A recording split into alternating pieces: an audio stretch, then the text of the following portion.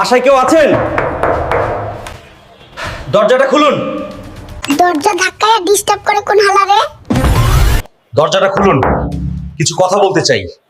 আপনারা কয়জন? আমরা 3 জন আছি। তাহলে নিজেরা নিজেদের মধ্যে কথা বলেন, আমার সময় নাই, গেম খেলতাছি, ব্যস্ততায় আছি। পিচ্চি ডাক্তার, আমারে কিছু ওষুধ দেন ফর্সা হওয়ার, কাল বিয়ার জন্য মাইয়া দেখতে যাবো। ওসব ওষুধে কাজ হবে না। আপনার স্কিনের যে অবস্থা, তাতে প্রথমে শিরিষ কাগজ দিয়ে ঘষে রং দিতে হবে। শুধু শুধু ওষুধের পিছনে টাকা নষ্ট না করে ওই টাকা দিয়ে একটা মোবাইল কিনেন। মোবাইলে বিউটি ক্যামেরা দিয়ে দারুণ দারুণ ছবি তুমি হবু বউকে পাঠাবেন। কেউ আমারে বাইরালা। বন্ধু, তোরে ভোট দিয়ে আমার লাভ কি? শামচু তো ললি দিতাছে, তুই কি দিবি? আরে বোকা বন্ধু, চকলেট তো শেষ হয়ে যাবে, আর আমি জিতলে তোকে বানাবো খেলনা মন্ত্রী। তারপর দুজন মিলে এলাকার সব খেলনা নিয়ে আজীবন খেলবো, তখন চকলেটও পাইবি। আব্বা, আমি কাল থেকে আর স্কুলে যাব না। কেন যাবি না আগে বল? কমার্সের স্যার বলে ছেল মানে বিক্রি করা, ইংলিশ স্যার বলছে ছেল মানে মোবাইল, তারপর বায়োলজি স্যার বলে ছেল মানে কোষ, আবার ফিজিক্সের স্যার এসে বলে ছেল মানে ব্যাটারি, ইতিহাসের স্যার এসে বলছে ছেল মানে কারাগার। এই স্যাররা নিজেরাই জানে না ছেল মানে কি। অশিক্ষিত থাকবো, তাও ওই স্কুলে যাব না। এই, আমাকে 30,000 টাকা দাও না, একটা ড্রেস খুব পছন্দ হয়েছে।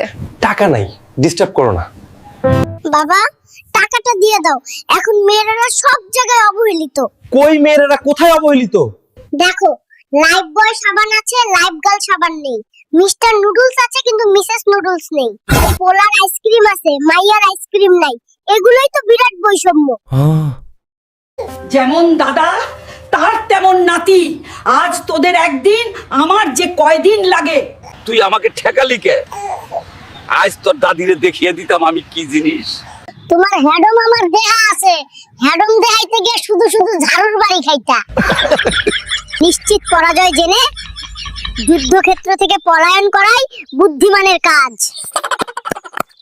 ডাক্তার সাহেব, দ্রুত ওষুধ দেন, আমার পেটে বেদম ব্যথা।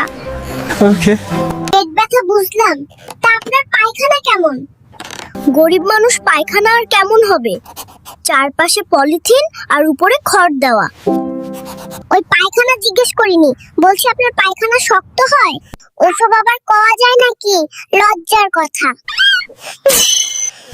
কি রে কাবিলা, তোর গুড়ে এত পিঁপড়া কেন? আরে চাচা, বুঝো না, তোমার থেকে পিঁপড়ার বুদ্ধি বেশি। জেনে শুনে কেউ ভেজাল গুড় খাবে না নিশ্চয়ই।